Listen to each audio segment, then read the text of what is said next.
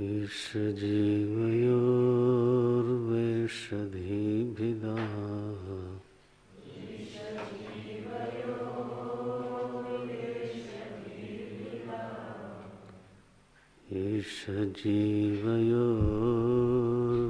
ईशजीवयोर्वेषधिभिदा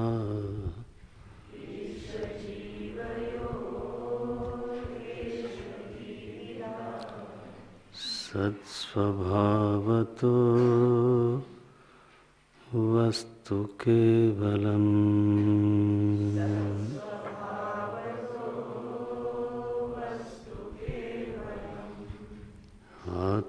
आत्मसंस्थितिः स्वात्मदर्शनम्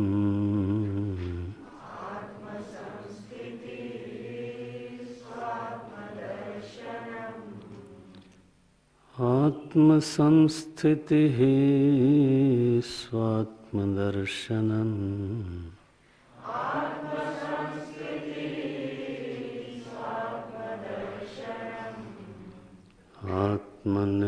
आत्मनिर्द्वयात् आत्मनिष्ठता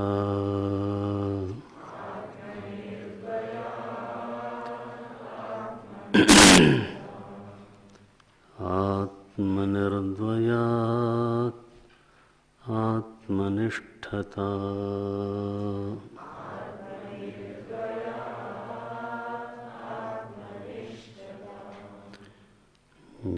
ज्ञानवर्जिता अज्ञानहीनचित्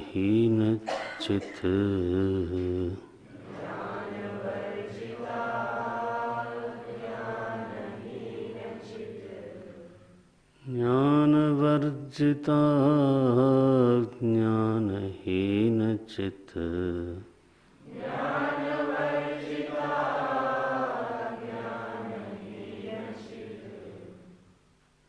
ज्ञानमस्ति किं ज्ञातुमन्तरम्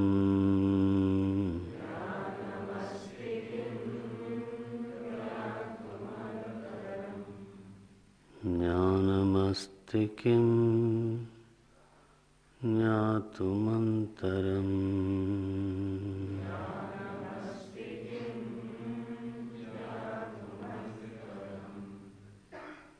किं स्वरूपमित्यात्मदर्शने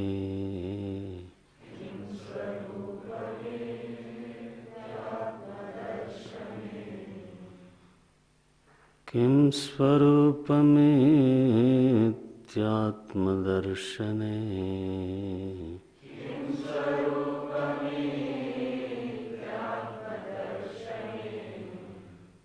अव्यया भवा पूर्णचित्सुखम्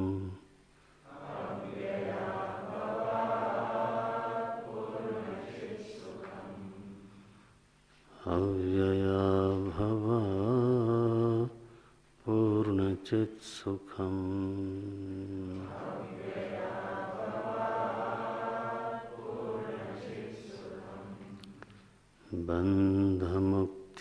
बन्धमुक्त्यतीतं परं सुखम्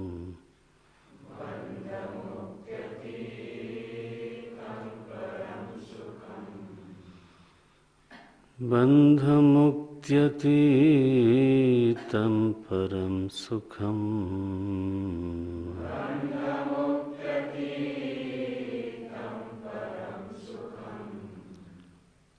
विन्दतीह जीवस्तु दैविकः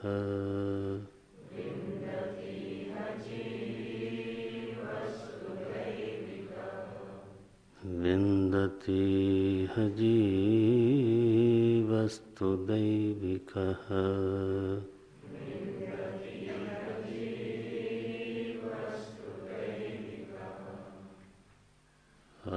अहमप्येतकं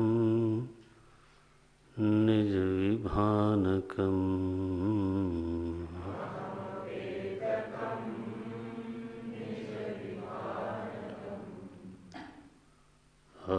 अहमप्येतकं निजविभानकम्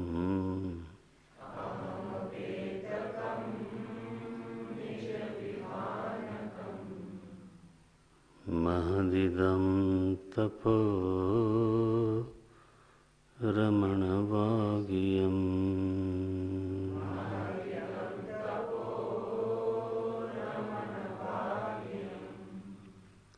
अहमप्येतकं निजविभानकम्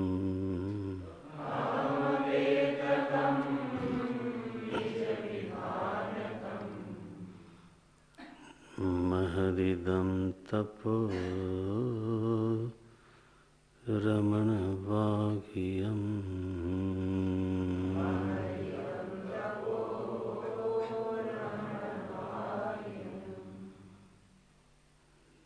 महदिदं तपो रमणवागियम्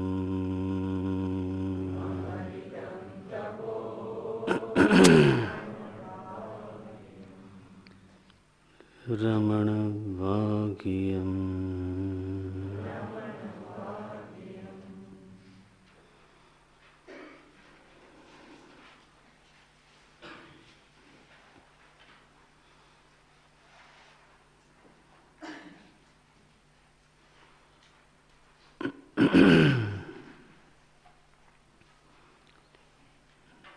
जीवत्व के संदर्भ में ईश्वरत्व सिद्ध है, व्यक्ति के संदर्भ में विराट सिद्ध है, कर्म के संदर्भ में कर्म फलदाता सिद्ध है,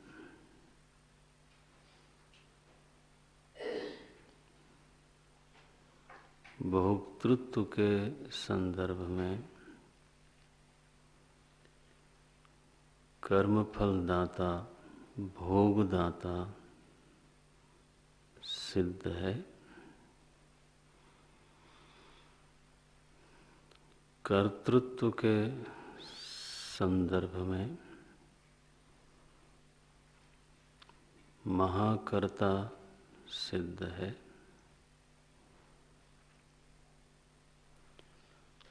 प्रार्थना के संदर्भ में कृपालु प्रभु सिद्ध है, दुष्टता के संदर्भ में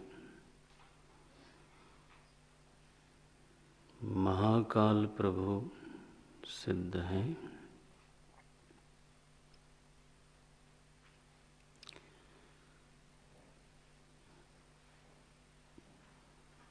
जीव का वेश क्या है, जीव की स्थिति क्या है, मेरी स्वयं की स्थिति कैसी है,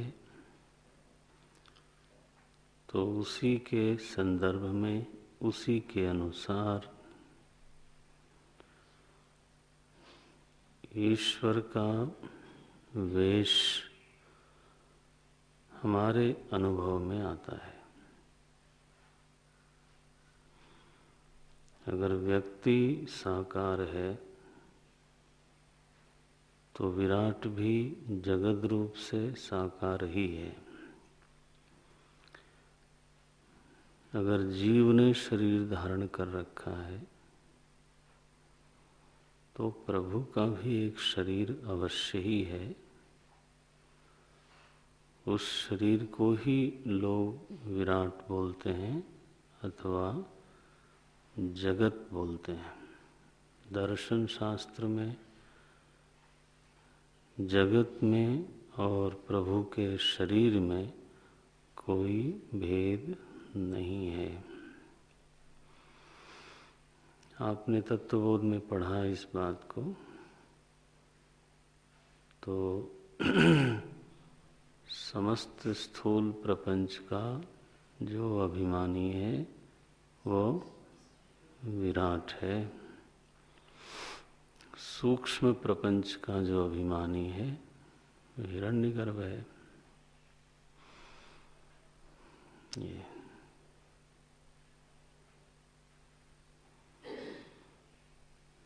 सो वेशधि विधा,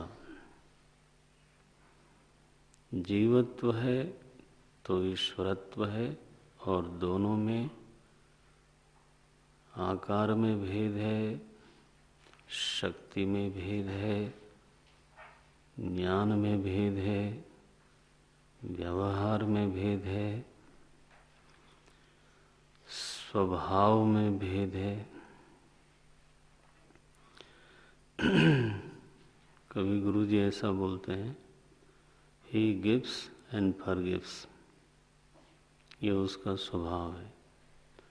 ही गिव्स एंड फॉरगिव्स। हमारा क्या प्राय स्वभाव है, वी गेट एंड फॉरगेट।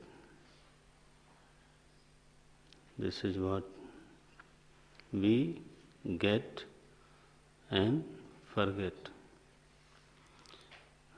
हमें प्राप्त होता है और हम भूल जाते हैं। परमात्मा देता है और क्षमा कर देता है। कितना भेद है दोनों में। स्वभाव का बहुत भेद है। महर्षि पतंजलि ने भी ईश्वर और जीव में बिल्कुल भेद स्वीकार किया। पुरुष विशेषः ईश्वरः कहा, पुरुष सामान्य नहीं। जो पुरुष विशेष है, जो विशेष पुरुष है, वह ईश्वर है। को नाम विशेषः, भेदो नाम विशेषः। विशेष की परिभाषा ये है दर्शन शास्त्र में। किसको बोलते हैं विशेष? बोले भिन्नता को विशेष बोलते हैं। को नाम विशेषः, भेदो नाम विशेषः। एक व्यक्ति का दूसरे व्यक्ति से भेद है। कैसे? दोनों की विशेषता में भेद होता है।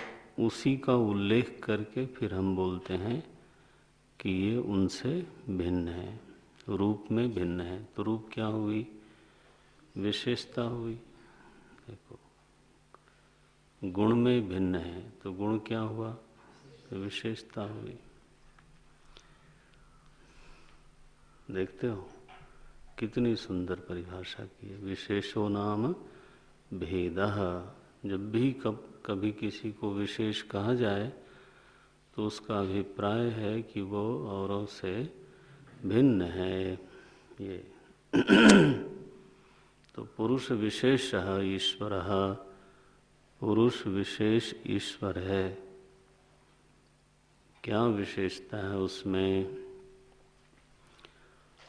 तो बोले क्लेश कर्म विपाकाशयैः अपरामृष्टः, है ना प्रधान? कैसे है?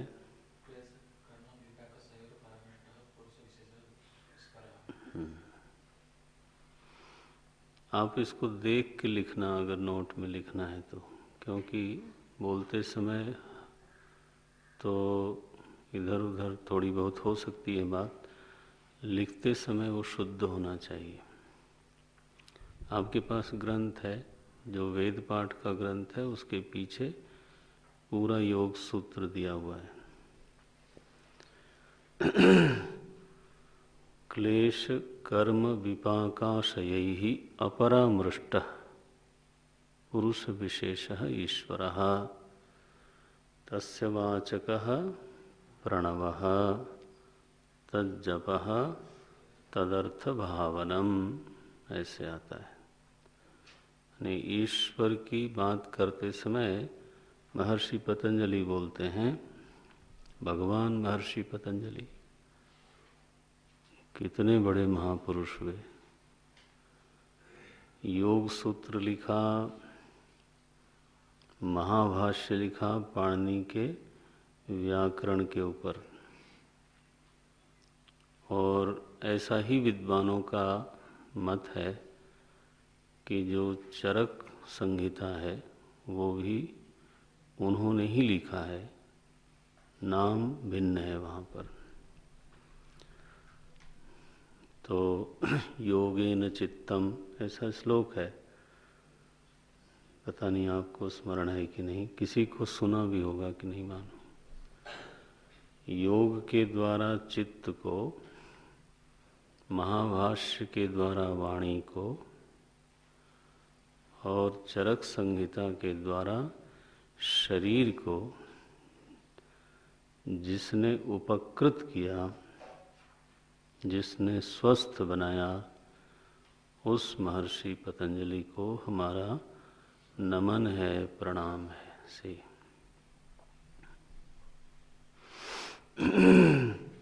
ऐसे ऐसे महापुरुष इस देश में हुए, मानवता जिसकी आभारी है, जिसको मालूम ही नहीं कुछ, वो क्यों आभारी होगा। ये एक तो ये होता है कि आभारी होने का स्वभाव ही नहीं है। तो कभी कभी ऐसी स्थिति भी जीवन में हो जाती है, अच्छी नहीं है वो, लेकिन हो जाती है, असंभव नहीं है। इसीलिए वो कहा, वी गेट एंड फॉरगेट।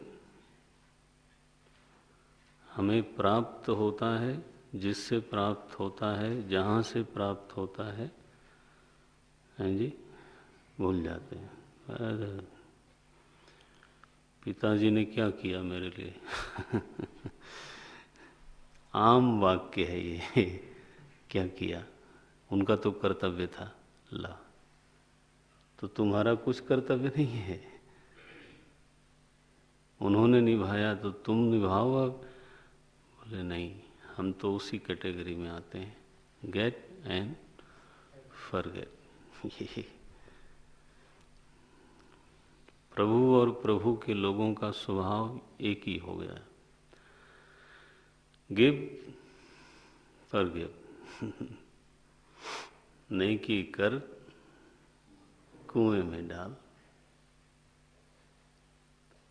यही लिखा। नारद भक्ति सूत्र में भक्त का एक लक्षण बताया कि भक्त उपासना करते करते प्रभु के स्वभाव का ही हो जाता है।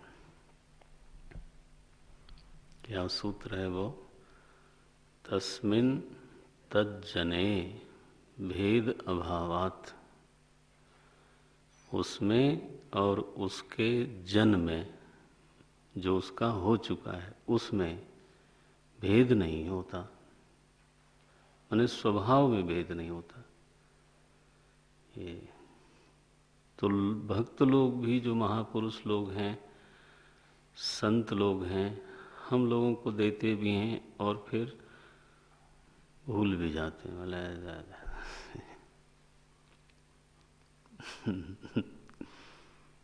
तो भगवान महर्षि पतंजलि कैसा लिखते हैं देखो ईश्वर के बारे में, क्योंकि सूत्र शैली है तो बहुत विस्तार से नहीं लिखते हैं।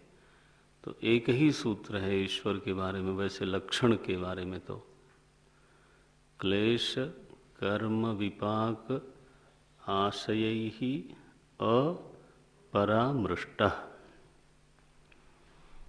कितना भेद है। हमारे पास तीनों हैं, जीव के पास क्लेश भी है, कर्म विपाक भी है और आशय भी है। आशय उसको बोलते हैं जिसमें संस्कार, स्वभाव, विचार, सज्जनता, दुर्जनता रहती है। आशय, आशय माने पात्र हुआ, जैसे बोलते हो ना महाशय, शब्द सुना होगा महाशय। तो महाशय माने जिसका आशय बहुत महान है, जिसमें बहुत अनुभव भरा हुआ है, बहुत अध्ययन भरा हुआ है। ये हिंदी में जो आशय शब्द है वो न पकड़ लेना यहाँ पे कि आपका आशय क्या है। हिंदी में ये प्रयोग करते हैं ना, आपका आशय क्या है, माने आपका अभिप्राय क्या है। वो नहीं समझना यहाँ पर। आशय का फिर सरल अर्थ कर देते हैं महात्मा लोग, लोगों को पकड़ में आ जाए इसके लिए। हालांकि वो पक्का नहीं है, लेकिन थोड़ा सरल कर देते हैं। तो आशय माने होता है अंतःकरण।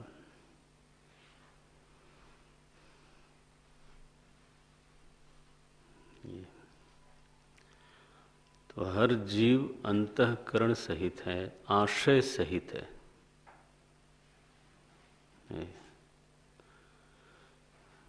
अब ऐसी बातें हैं जीवन भर मनन हो गए ना, हम लोगों को अब थोड़ा थोड़ा ये बातें खुलती दिखाई देती हैं। तो ये रख लो गांठ में, और इस पर जब जब प्रभु करें विचार होवे, तब समझ में आएगा कि क्या इंडिकेट करना चाहते हैं वो। क्लेश माने पंचक क्लेशाः, अविद्या अस्मिता राग द्वेष अभिनिवेशाः पंचक क्लेशाः। ये 5 क्लेश उसमें नहीं है। कर्म का विपाक जो फलीभूत होता है हम सब लोगों के जीवन में, वो वहाँ नहीं होता। ये तो विशेषता हो गई, आ गई न विशेषता। जीव में ये तीनों अवश्य होंगे। क्लेश भी है, कर्म विपाक भी है, और आशय भी है। प्रभु में तीनों नहीं है, इसीलिए उसको कहा पुरुष विशेषः। वह पुरुष विशेष है। ऐसे प्रभु का अगर कोई ध्यान करे, ऐसे प्रभु का अगर मनन करे, ऐसे प्रभु के प्रति प्रणिधान करे, प्रणिधान कर दे, अपने को विसर्जित कर दे, तो बोलते हैं महर्षि पतंजलि कि समाधि लग जाएगी। समाधि के ढेर सारे साधन बताए, उसमें एक साधन ये बताया, समाधि सिद्धिर ईश्वर प्रणिधानात्। समाधि सिद्धिर सिद्धि ही ईश्वर प्रणिधानात्। ईश्वर के प्रति प्रणिधान करने से भी समाधि लगती है। लेकिन कौन सा ईश्वर? ये नहीं आपका अपना मनमाना वाला नहीं। कौन सा ईश्वर? जो उन्होंने निरूपित किया है। ये तो भेद है। ये भिदा, वेशधि भिदा। ये भेदवादी विचारक लोग कभी अद्वैत विचारकों पर आक्षेप करते हुए दिखाई देते हैं, और लौकिक स्तर पे तो बिना समझे ही कभी कभी आक्षेप प्रक्षेप होता रहता है।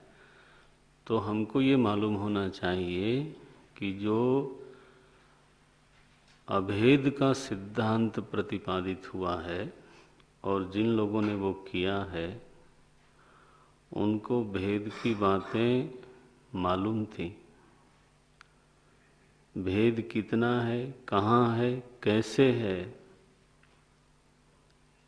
इस बात से वो अनजान नहीं थे। उनको कोई ऐसी उतावली नहीं है ये बताने में क्या कि ईश्वर और जीव तो अभिन्न है। वो रास्ते चलते ये बात नहीं बोलते कि ईश्वर और जीव तो एक ही है, आत्मा ईश्वर तो एक ही है। किसी ने कमरे में बोला था तो मैंने एकदम ही मना कर दिया था ना। कोई कमरे में बोला था तो मैंने कहा ये ना बोला करो आप, ये गलत तरीका है बात करने का। सत स्वभाव तो वस्तु केवलम, और इस बिंदु पर कोई चुनौती नहीं दे सकता। अगर वास्तविक स्वभाव पर कोई दृष्टि करे, विशेष पर दृष्टि न होवे, वो कौन है जो सर्वज्ञ है और कौन है जो अल्पज्ञ है, कौन है जो शक्तिमान है और कौन है जो निर्बल है, वो चीज क्या है, वो धातु क्या है। ये जो अहम नाम की चीज है, ये किस धातु से बनी है? कभी इस पर विचार करो। किस धातु से बनी? चित धातु से बनी। ये कोई सोना पीतल से बनी हुई चीज नहीं है। धातु माने मैटर, मटेरियल, ये समझना। धातु माने मटेरियल। जैसे आपका शरीर का धातु क्या? पंचभूत, ये है। वैसे ही अहम की धातु क्या? चित्त।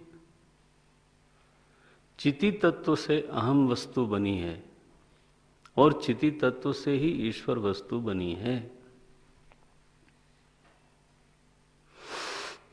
धातु साम्य है, धातु में कोई वैलक्षण्य नहीं है।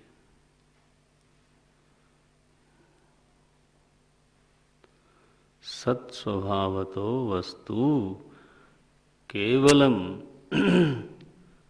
माने जल और समुद्र और लहर का अभेद केवल जल दृष्टि से है, सत स्वभाव से है। वो कौन है जो लहर बना, और वो कौन है जिसको आप समुद्र कह रहे हो? वो जल है। और वहां अभेद शब्द भी नहीं बोलते रमण महर्षि, क्या बोलते हैं? केवलम। हाँ, अभेद का मतलब मिलना नहीं है वहां। वेदांत इस दृष्टांत को बहुत अच्छा नहीं मानता कि बूंद समुद्र में समा गई। ये हमारा बहुत अच्छा दृष्टांत नहीं है, हम लोग तो बोलते ही नहीं इसको।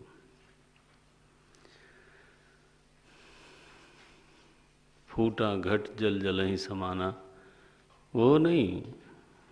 इसका मतलब है कभी ऐसा था जब जल, घट का जल समुद्र के जल से अलग था। वो बिल्कुल गलत बात है। यहां तो माने पहले भेद था, फिर अभेद हुआ, मिलना हुआ, जीव ईश्वर एक हुए, एक होने की घटना घटी। ये बात न करना, ये नहीं। लहर और जल के एक होने की घटना घटी, वो हमेशा ही जल ही है। नहीं है तो भेद ही भेद है। लहर और समुद्र में कभी भी अभेद हो ही नहीं सकता, मिलना हो ही नहीं सकता। और अगर अभेद की बात करोगे तो एक होने की घटना कभी घट नहीं सकती। तो केवलम जल ही है। दो होवे तब तो मिले।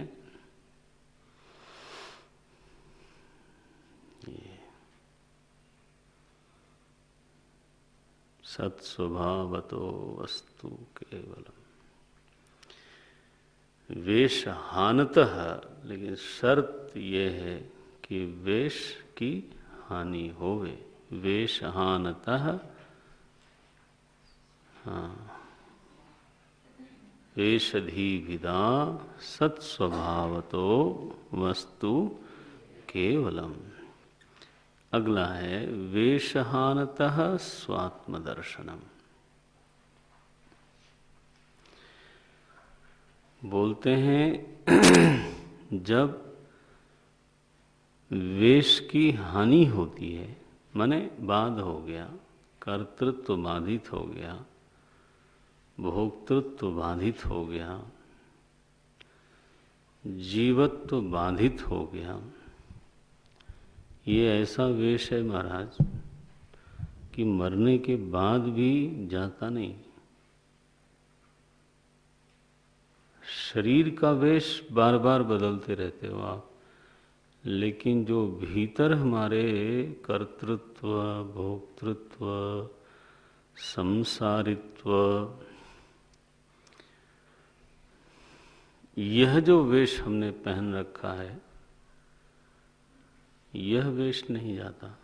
वो बोलते हैं काम क्रोध को पहिर झिंगोला।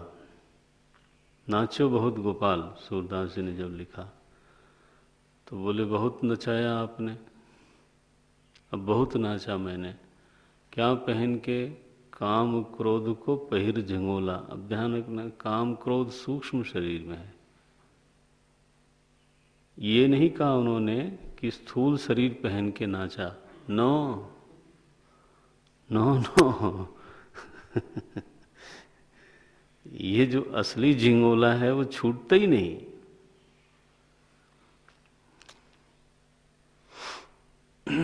बार बार मरते रहते हैं। इसलिए उपनिषद में कहा मृत्यो से मृत्युम गच्छति। हमारी स्थिति क्या है? हम मर के जीवन में नहीं जाते, मर के फिर मरने के लिए जाते हैं। एक्सप्रेशन देखो, मृत्यो स मृत्युम गच्छति।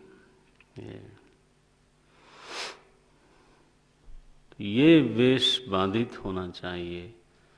ये तो अविद्या से सिद्ध है, विचार से बाधित होता है।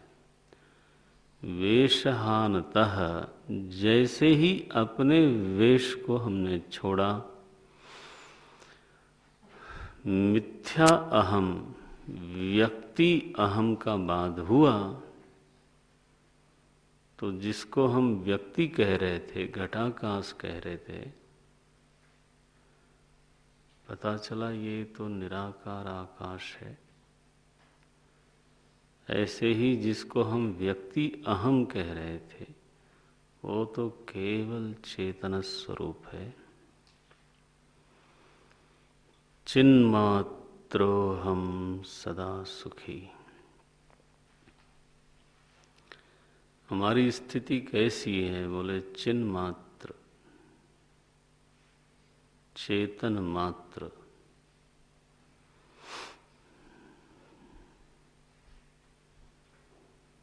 चिन्मात्रो हम सदा सुखी। चिन्मयो हम, चिन्मयो हम। घटाकाश को बोध हो जाए कि अरे मैं तो केवल आकाश हूँ, अपने में घट क्यों चिपकाने की बात आई? बस फिर क्या बोलेगा वो? आकाशो हम। क्यों बोलेगा घटाकाशो हम? वो बोलेगा आकाशो हम। ऐसे कोई धन्य भागी, कोई महापुरुष, कोई गुरु का अनुग्रहित हो गए तो उसकी वृत्ति में क्या आवेगा? चिन्मात्रो हम ब्रह्म बुद्धिरुत्पन्ना। ये चिन्मात्रो हम सदा सुखी। यह जो स्वरूप है वास्तव में प्रभु का यही रूप है। वेशहानतः ईश दर्शनम, ये बोले। अब हमने सोचा कि ईश दर्शन कैसे होगा, तो ये तय करना पड़ेगा कि आपको किस प्रकार के ईश्वर का दर्शन करना है। साकार प्रभु का दर्शन करना है तो उसकी विधि है, अनुष्ठान आदि हुए हैं लोगों को। ऐसी अश्रद्धा मत रखना, अभी भी हो सकते हैं। उस प्रक्रिया है, उस प्रक्रिया का कोई दृढ़ता के साथ अनुष्ठान करे, परिपालन करे, क्यों नहीं होगा? ऐसा कोई वक्तव्य नहीं है जिसको सिद्ध कराने की उन्होंने प्रक्रिया न दी हो। इच्छा कितनी है वो, उसमें जाइए। मधुसूदन सरस्वती जी, महाराज जी स्वयं ही बोलते थे, दर्शन ही हुआ, साक्षात दर्शन। मधुसूदन सरस्वती जी ने अनुष्ठान किया, उनको दर्शन हुआ। बहुत लोगों को हुआ। तुलसीदास जी को तो चंदन ही लगाया भगवान ने।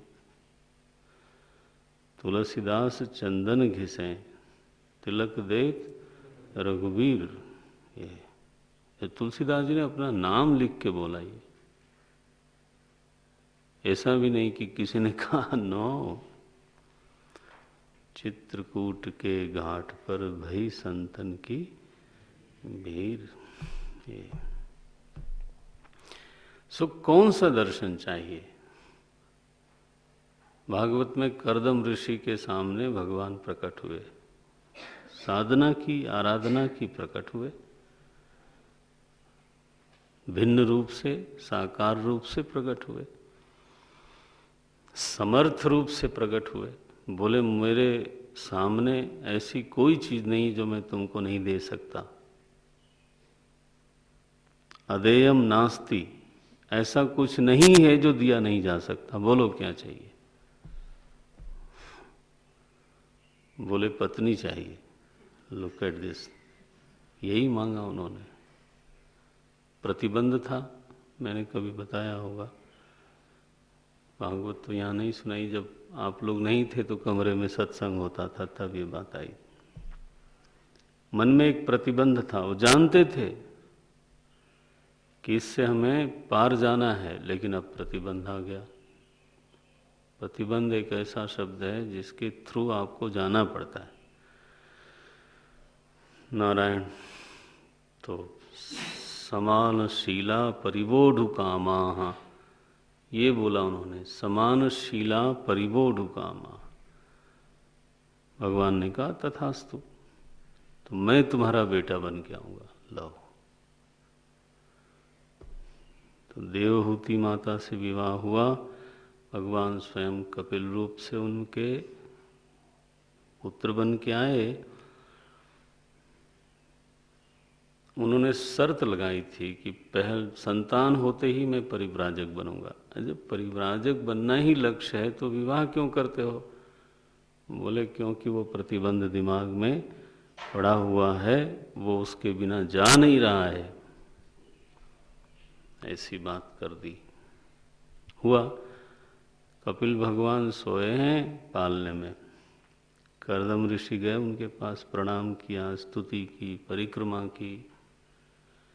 बोले महाराज अब मैं आपसे अनुमति लेता हूँ, अब मैं परिव्राजक बनूंगा और केवल आपका खोज करके और आपके स्वरूप में स्वस्थ हो जाऊंगा। लो, खोज क्या करनी है? सामने पालने में पड़े हुए, तुम्हारे घर में तुम्हारा बेटा बन के आए, फिर खोज करने के लिए जाना है। कैसा लगता है सुन के? और मुंह से बोलते भी हैं कि आप भगवान हो। पहले भी दर्शन हो चुका है, फिर खोजने क्यों जाते हैं? आप अपने ग्रंथों की बात देखते हो। दर्शन हुआ तो गृहस्थाश्रम मांगा, फिर संतान रूप से आए, उनको पहचानते हैं, उनकी स्तुति करते हैं, फिर बोलते हैं अब मैं आपको खोजने जाता हूं। किसको खोजने जाते हैं? सामने को छोड़ के? बोले सामने से काम नहीं चलता जब तक वो स्वरूप न बन जाए। ये भागवत जी की निष्पत्ति है। क्या बोलते हैं देखो, वेशहानतः स्वात्मदर्शनम, अपने वेश की हानि हो जाए, बाधित हो जाए। हानि माने बाधित होना। ये बात जरा ध्यान से पकड़ के रखना। हानि का अभिप्राय ये नहीं है कि वेश को कोई और तरीका है कि आप उसको उतार के रख दो, ये नहीं है तरीका। बोले तो लिखा है उपदेश आरंभ में वेश हानता, तो पहले तो मैं स्थूल शरीर की ही हानि करूँगा। कम से कम एक वेश तो उतारा जाए तो हैं जी, तो कहीं पुल पर से कूद पड़े, कोई दवाई खा ली, गोली मार ली, क्या किया भाई? सीधा मार्ग आर्जवात लिखा है।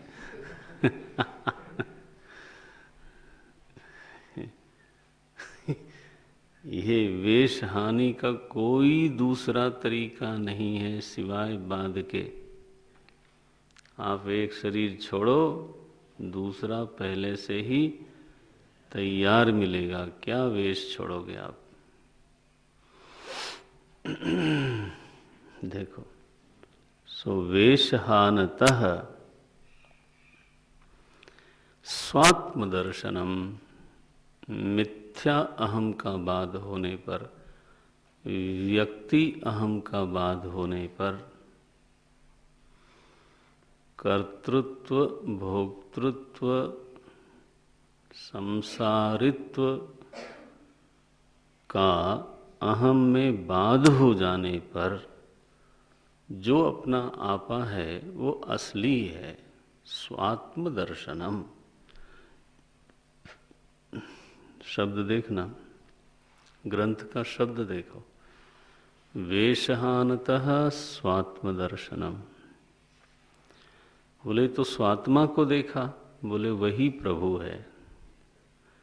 ईश दर्शनम स्वात्मरूपतः, ये परतः नहीं, स्वात्मरूपतः, दूसरे के रूप में, पर रूप से जब तक ईश्वर को हम मानेंगे, जानेंगे, देखेंगे, पहचानेंगे, पर रूप से जब तक देखेंगे तो देखेंगे, नहीं देखेंगे सो नहीं। लाभ भी होगा, नहीं होगा सो नहीं। लेकिन फिर संयोग वियोग तो है ही है। तो अपने में जो क्लेश है उसकी आत्यंतिक हानि हो नहीं सकती।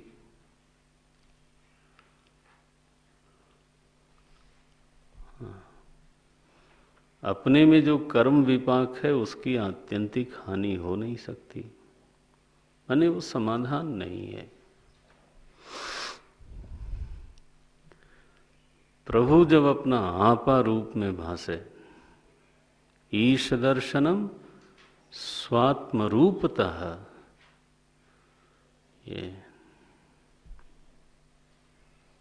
स्व आत्मदर्शनम, स्व आत्मरूपतः, स्वात्मरूपतः। देखो, आत्मरूपतः कहना ही पर्याप्त था, लेकिन क्या बोले? स्व भी लगाया उसमें। अपना निज रूप हो करके जब प्रभु यहाँ भासने लगता है, मुझको कहाँ ढूंढे रे बंदे, मैं तो तेरे पास। ये भगवान सर्वांतरात्मा, गोस्वामी जी लिखते हैं, सत्यम वदामि भगवान अखिलांतरात्मा। आप तो अंतरात्मा हो, आप कोई बाहर खड़े हुए विषय नहीं हो।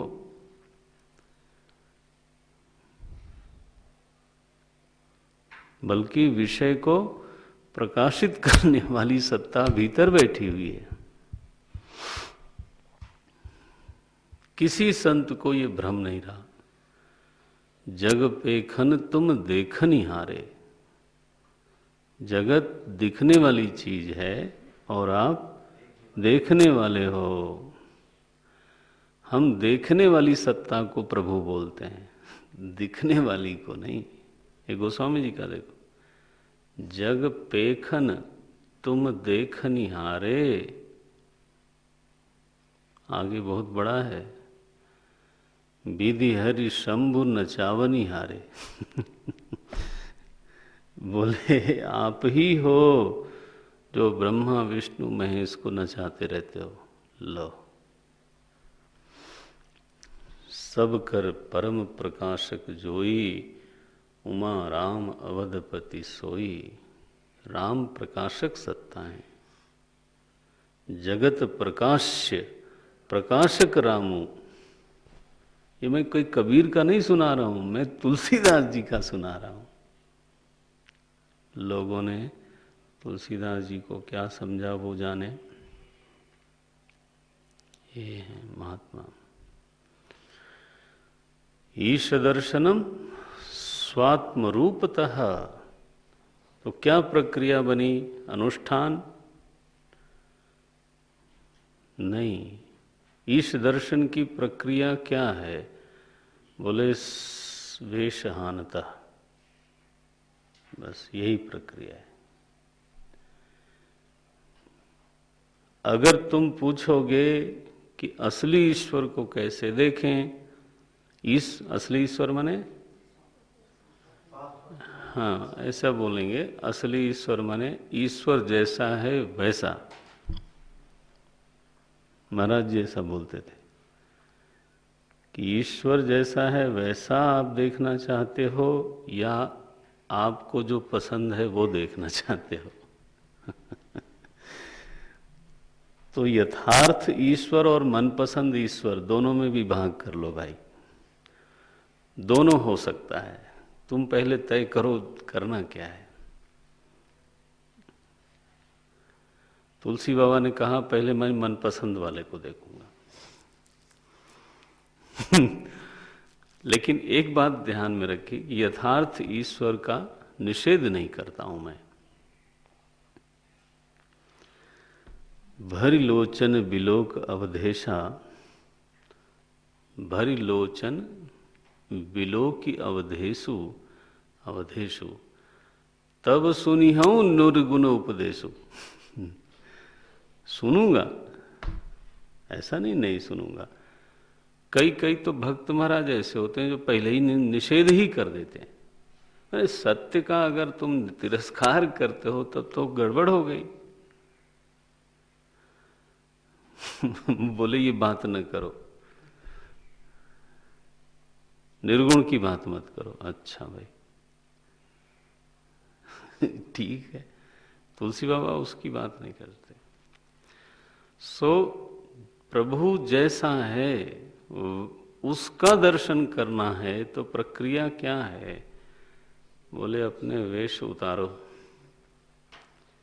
वेशहानतः, बस दिस इज द प्रक्रिया। अपने जीवत्व का बाध करो, सरल शब्दों में अर्थ यह है।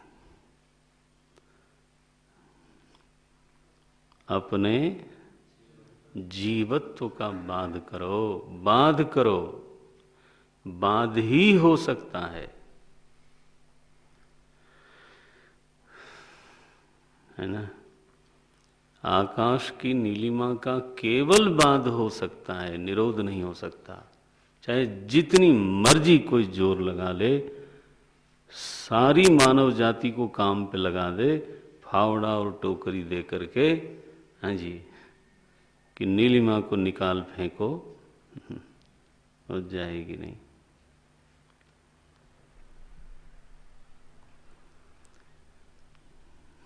जा नहीं सकती। बोले दुनिया भर के सारे साबुन लगा के धो दो आकाश को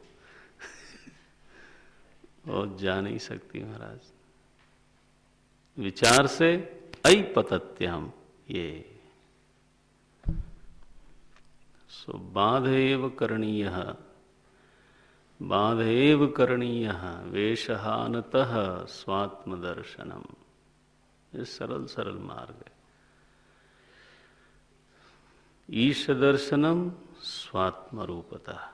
बोले मुझे कोई अनुष्ठान बताइए, ये करो, यही अनुष्ठान करो। बोले बाध कैसे करें? विचार करो। बाध का एक ही तरीका है, अहमयम कुतो भवति इति इति न स्मरसि इति चिन्वतः ऐपतत्यहम निज विचारणम। ये तो है, मिथ्या अहम के पतन का हेतु निज विचार है, यही तो बताया। नारायण। ईश दर्शनम स्वात्म रूपतः। बोले महाराज एक बात बताओ, आत्मनिष्ठा का अभिप्राय क्या होता है? अब जो श्लोक है ना आगे के 26 से लेके 30वें तक 5 श्लोक, ये परम सत्य का निर्वचन है। माने एक महापुरुष परम सत्य में अवस्थित है और वो अपने उद्गार व्यक्त करता है, उस स्थिति का, उस परम स्थिति का गायन करता है। ये श्लोक ऐसे हैं, इसमें कोई उपदेश की बात नहीं है। It's just singing the glory of the highest reality. क्या बोलते हैं देखो, आत्मनिष्ठा क्या चीज है? आत्म संस्थिति ही, 26वां श्लोक है। आत्म संस्थिति ही स्वात्मदर्शनम,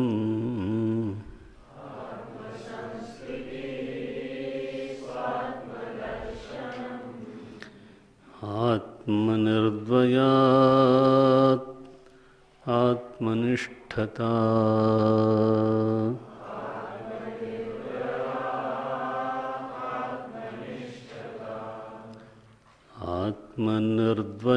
आत्मनिर्द्वयात् आत्मनिष्ठता।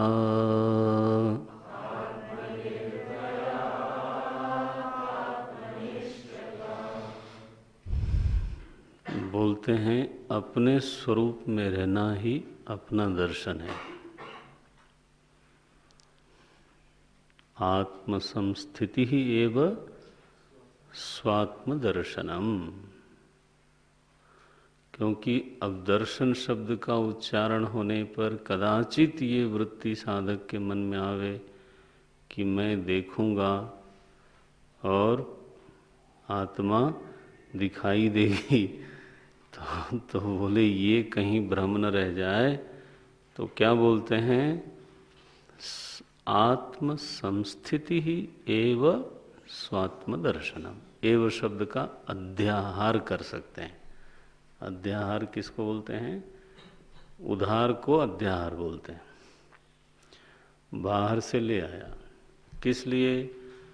उस वाक्य को स्पष्ट करने के लिए। आत्म संस्थिति ही अपने स्वरूप में, माने जैसा मेरा वास्तव में स्वरूप है उसी में रह जाना, उसी में स्थिति रखना।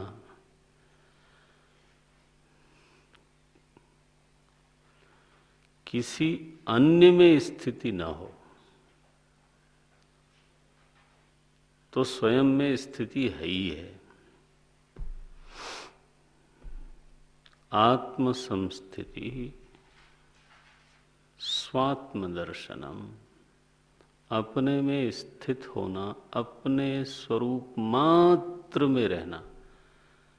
स्वरूप से किंचित भी जो अन्य है उसमें नहीं रहना, बुद्धि में नहीं रहना है, स्वभाव में नहीं रहना है, त्रिगुण में नहीं रहना है।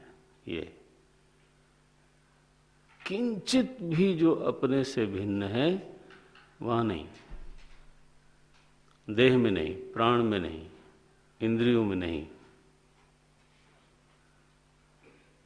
आत्म संस्थिति, जो मेरी अपनी चिन्मयी सत्ता है, बस उस रूप में रहना, उस रूप में रहना। अभी हम मनुष्य बन के रहते हैं, इसका मतलब क्या? कहाँ स्थिति है? शरीर में, शरीर में। ये अभी मैं व्यवहारी बन के रहता हूं। व्यवहार तो इंद्रियों से ही होता है, देखना, सुनना, चलना, गाना, करना। जैसे ही मैं अपने को व्यवहारी मानूंगा तो मेरी स्थिति कहाँ है? सीधी बात है। मैं बोल रहा हूं, अगर मेरा ये अभिमान हो, वक्ता अहम, मैं किस रूप में हूं? बोले वक्ता रूप में हो। अगर मैं वक्ता रूप में हूं तो मेरी स्थिति बिना वाणी के कैसे हो सकती है? वक्ता बिना वाणी के कोई नहीं बन सकता। अगर वक्तृत्व का अभिमान है, अभिमान मने गर्व नहीं, अभिमान मने तादात्म्य, तादात्म्य। अगर श्रोता बन के कोई इस समय है तो उसकी स्थिति कहाँ है? कान में है। बिना कर्णेंद्री के कोई श्रोता थोड़ा हो सकता है। देखो, विचारक बन के मैं हूं, कहाँ स्थिति है? बुद्धि में। सज्जन बन के हूं, कहाँ स्थिति है? स्वभाव में। सज्जनता दुर्जनता स्वभाव का नाम है, कोई एक क्रिया का नाम सज्जनता नहीं है।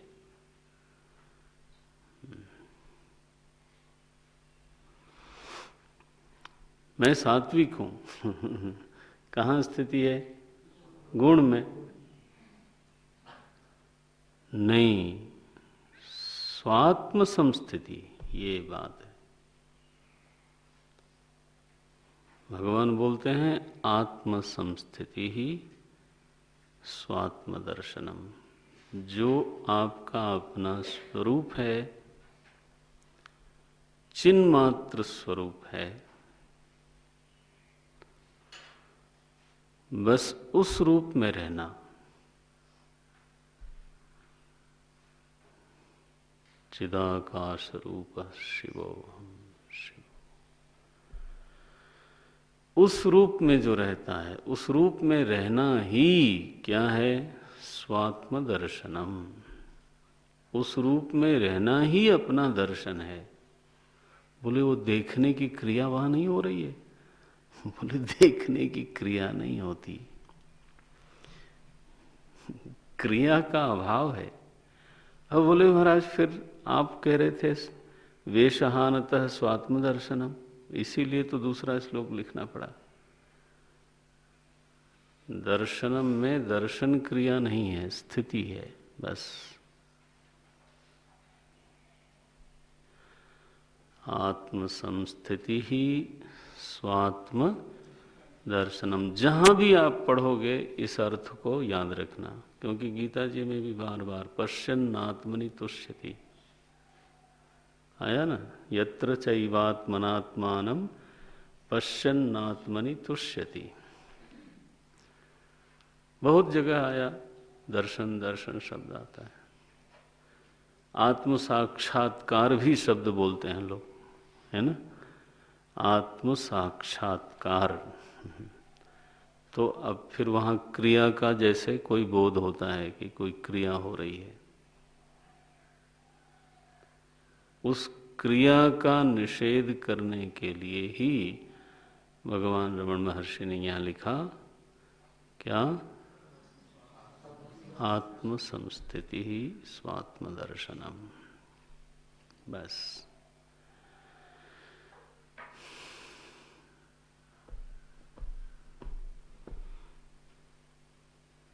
आत्म संस्थिति ही स्वात्म दर्शनम। भागवत जी में लिखा मुक्तिर हित्वान्यथा रूपम स्वरूपेण व्यवस्थिति। अन्यथा रूप को त्याग करके अपने स्वरूप में रहना, यही मुक्ति है।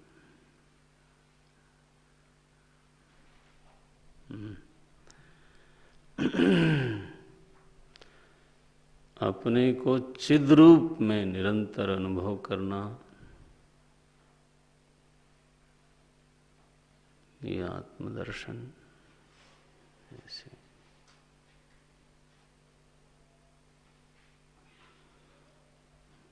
बोलते हैं, इसी को आत्मनिष्ठा भी बोलते हैं।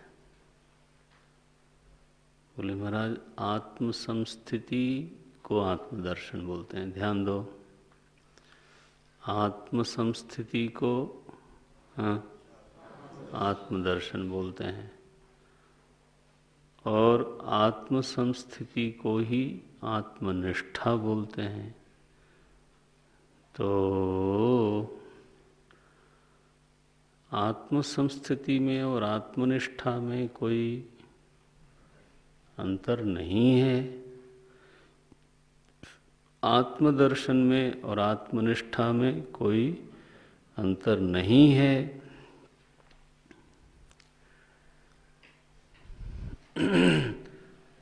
फिर हम में और रमण महर्षि में क्या भेद है? फिर हम में और तपोवन जी महाराज में क्या भेद है? देखो, ये तो किताब वाली बात नहीं है। बात तो ये तो आत्मानुसंधान का मार्ग है। तो इसमें केवल सिद्धांत का प्रतिपादन नहीं हो सकता। आखिर फिर क्या माने फिर इसमें? ज्ञान में भेद है? नहीं।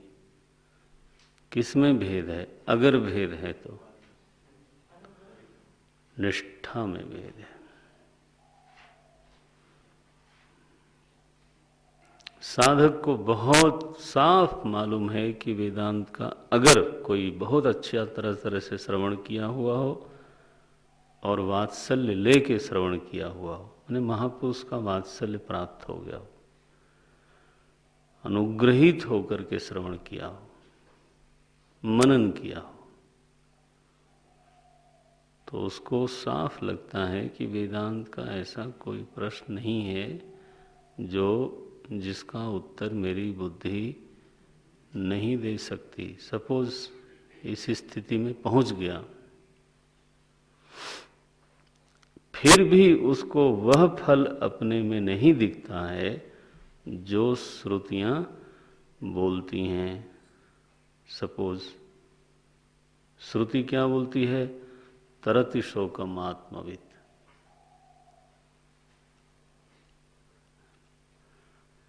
श्रुति कहती है नंदति नंदति नंदत्येव।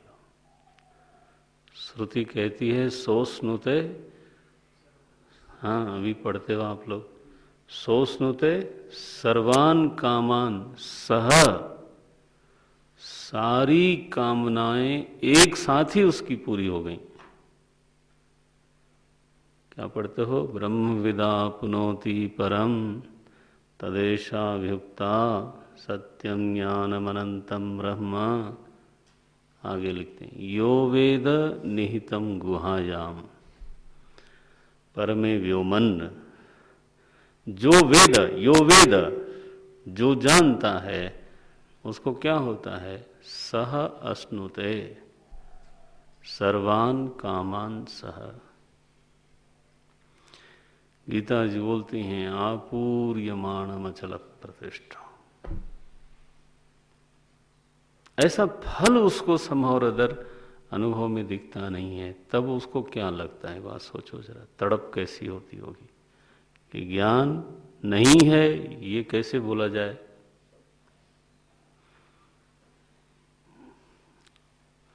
ये बड़ी विचित्र बात है। ज्ञान नहीं है, कैसे नहीं है? क्या नहीं है? ज्ञान का वो क्या चीज है जो नहीं है? महाराज जी से किसी ने कहा कि कलयुग में तो किसी को ज्ञान होता ही नहीं। तो बोले मुझे हुआ है, तुमको क्या पूछना है बताओ। ऐसे तुमको पूछना क्या है वो बताओ, किधर शंका है तुमको? और बोलते थे ऐसे ऐसे बेवकूफ चले आते हैं कि मैंने कहा उनके मुंह से ऐसे शब्द निकले। महात्मा लोग हमेशा पॉलिश नहीं बोलते, ये आशा न करना आप लोग, कभी दूसरी भाषा भी बोलते हैं। बोले कलयुग में ज्ञान नहीं होता। मुझे हुआ है, बता तेरे को क्या पूछना है?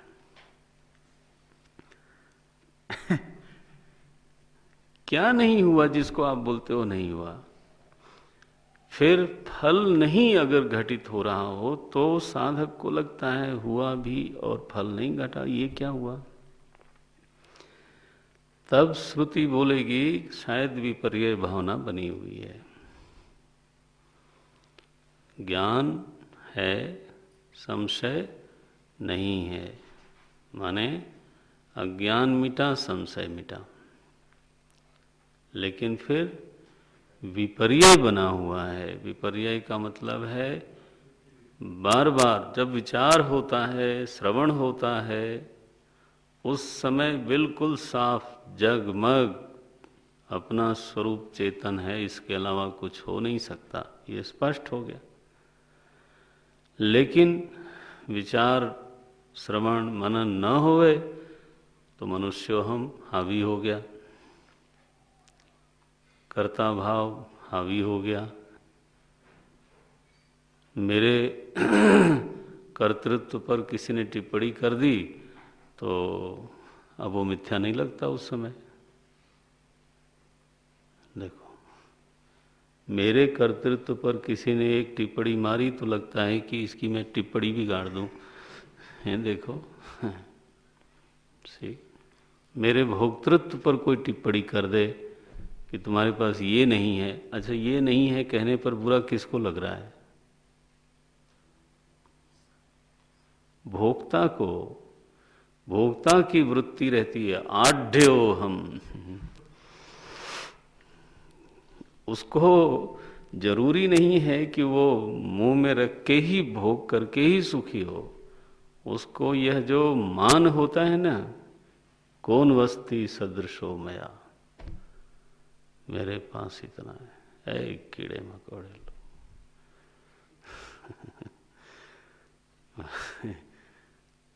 ये भोक्ता के लिए महाराज जी एक बार बोले, अरबपति लोग जब ट्रेन में मानो चलते हैं, मानो फर्स्ट एसी में चलते होंगे, तो दूसरा आदमी भी फर्स्ट एसी में चलता है।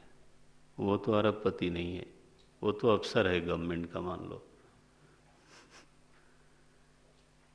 अब अपनी सारी फैक्ट्री कारखाने ले करके तो नहीं चलता, जितना पैसा धन संपत्ति वो सब लेके तो नहीं चल रहा है। सन्निधि भी नहीं रख सकता, भोग की तो बात छोड़ो, फिर उसको उतना बड़ा साम्राज्य क्या सुख देता है? भोग तो कर ही नहीं सकता वो, क्या सुख देता है? बोले अभिमान का सुख देता है। यह वृत्ति बनती है कि मेरे पास इतना है, यह वृत्ति उसकी जेब में पड़ी हुई है, बैंक खाता नहीं, क्या वृत्ति।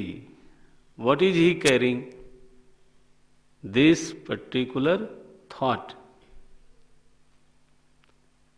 And the other person can not have this thought. दूसरा व्यक्ति के पास वो वृत्ति नहीं होगी। अगर वो गरीब हो तो उसके पास क्या क्या वृत्ति होगी? क्या मेरे पास हो सकता है उसका जो सूट है वो अरबपति वाले से महंगा हो, लेकिन समस्या है कि उसके भीतर वो वृत्ति नहीं है। सो भोक्ता ही ये बात कहता है मेरे पास इतना है, और भोक्ता को ही ये दुख होता है कि क्या करूं, मेरे पास तो ये नहीं है। तो अभी चाहिए क्या? बोले नहीं अभी तो नहीं चाहिए, लेकिन होती तो अच्छा था। चाहिए नहीं, फिर भी देखो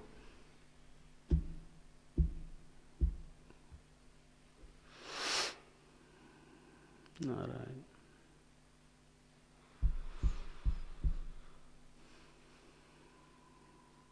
ये अभिमान हो गया। तो ये बार बार फिसलता है व्यक्ति। कभी मनुष्य हम, कभी भोक्ता हम, कभी कर्ता हम, कभी संसारी हम, कभी वो आत्म संस्थिति नहीं है। कदाचित भवति, कदा भवति, विचार काले, श्रवण काले, मनन काले भवति, किंतु अन्य काले नास्ति एव। जब वहां दूसरे काल में नहीं है तब फल अवरुद्ध हो गया। तो निष्ठा शब्द का अर्थ मैंने तत्वबोध में बोला था, है नितराम स्थिति ही माने क्या? संशय विपर्य रहित ज्ञान को दृढ़ ज्ञान बोलते हैं। यही था ना, दृढ़ बुद्धि ही, ये शब्द आया था, दृढ़ बुद्धि। मैंने इस शब्द बोला था जिसमें संशय न हो, और केवल संशय न होने से नहीं चलेगा, जिसमें फिर विपर्य न हो। ये तो ब्रह्मनिष्ठ महात्मा किसको बोलते हैं? जिसकी स्थिति अतिशय रूप से ब्रह्म में ही है, और फिर मनुष्य भाव में वास्तव में वो कभी आता नहीं। ये उसको बोलते हैं निष्ठा। ये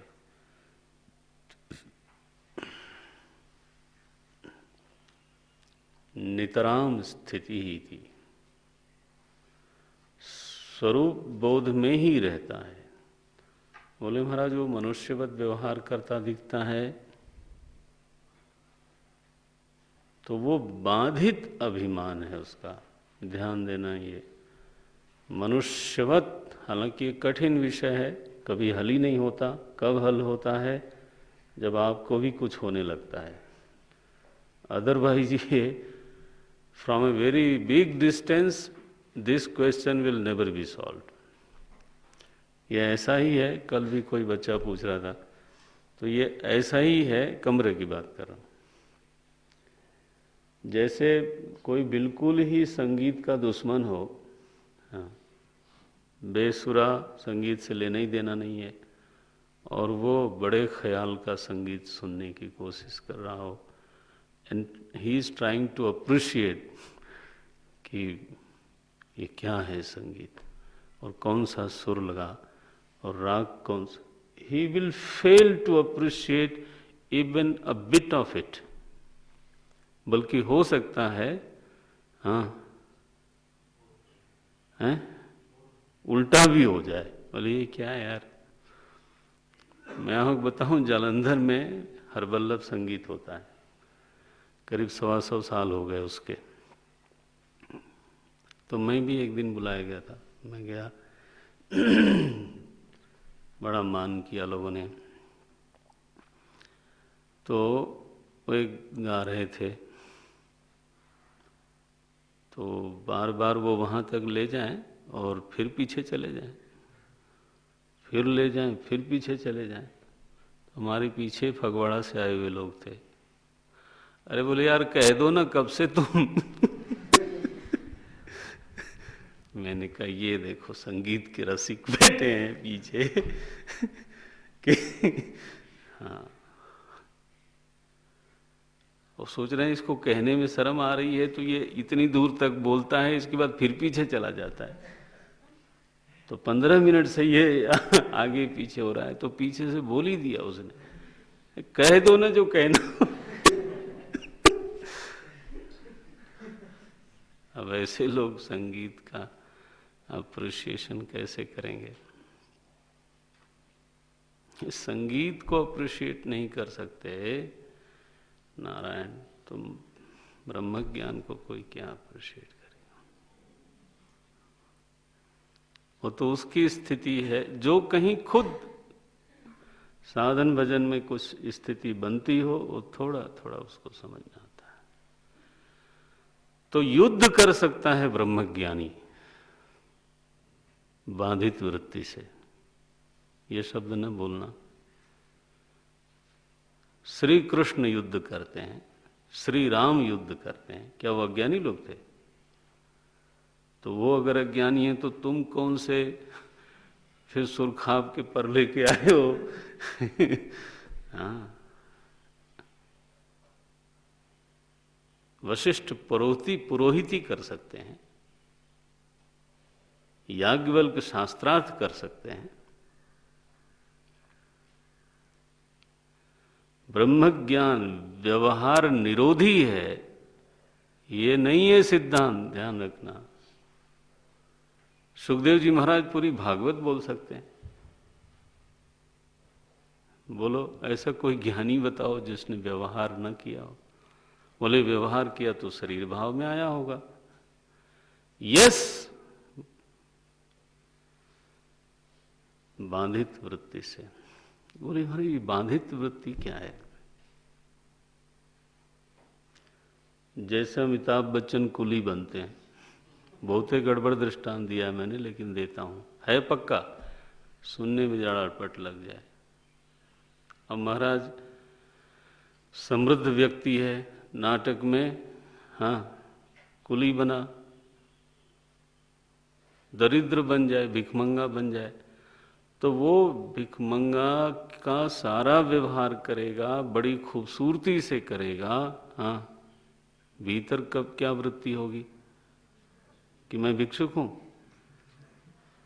भीतर उसके वृत्ति निरंतर ये होगी कि एक्टिंग अच्छी हो रही है, मैं तो जो हूं सो हूं। ये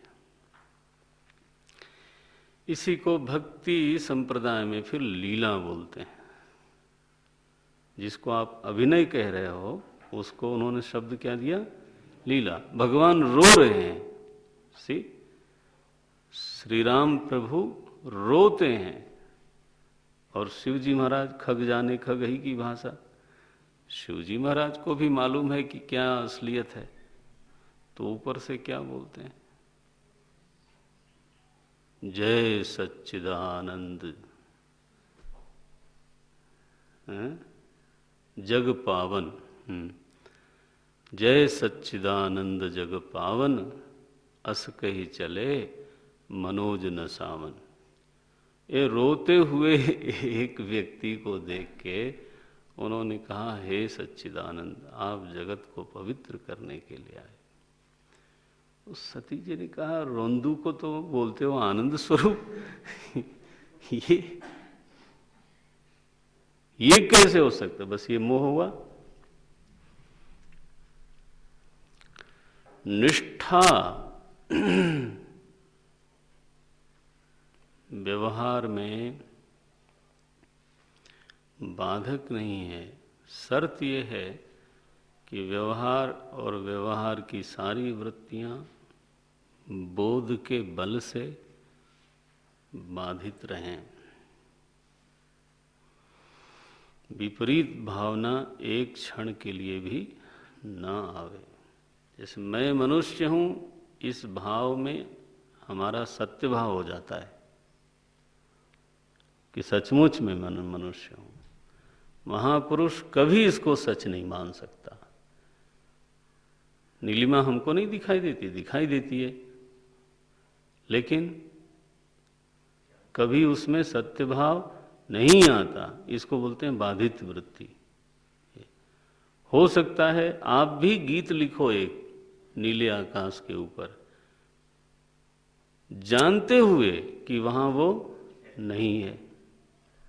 इसको बोलते हैं बाधित वृत्ति। तो निष्ठा में भेद होता है। यहां क्या लिखा?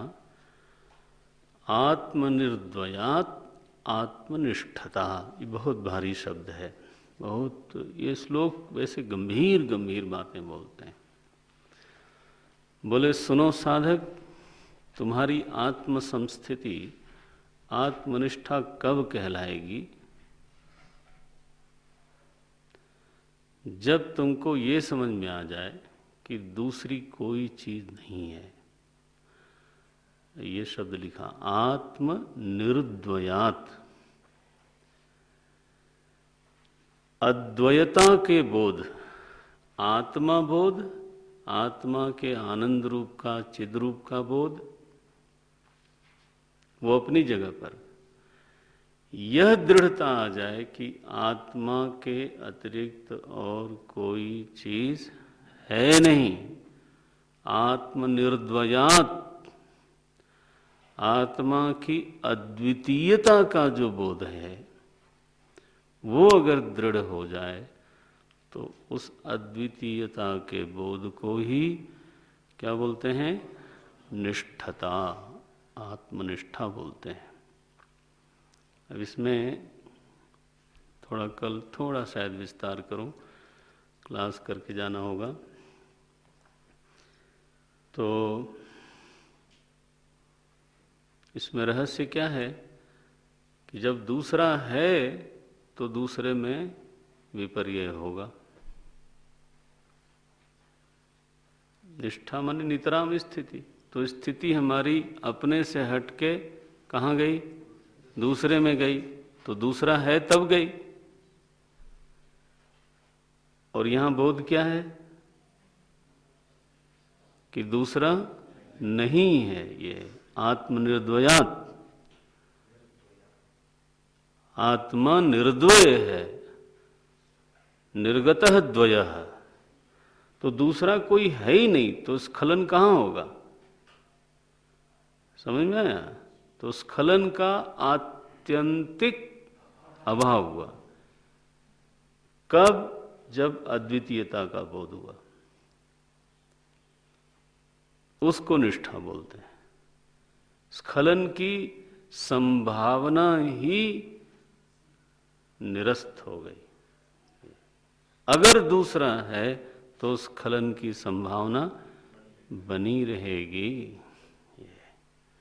कैसा भारी शब्द लिखा। आत्मनिष्ठा का निर्वचन देखो कैसे करते हैं। आत्मनिर्द्वयात् आत्मनिष्ठता। मनन करो इस पर आप। ओम नमो नारायण। ओम पूर्णमदः पूर्णमिदं पूर्णात् पूर्णमुदच्यते पूर्णस्य पूर्णमादाय पूर्णमेवावशिष्यते। ओम शांति शांति शांति। हरि ओम श्री गुरुभ्यो नमः। हरि ओम।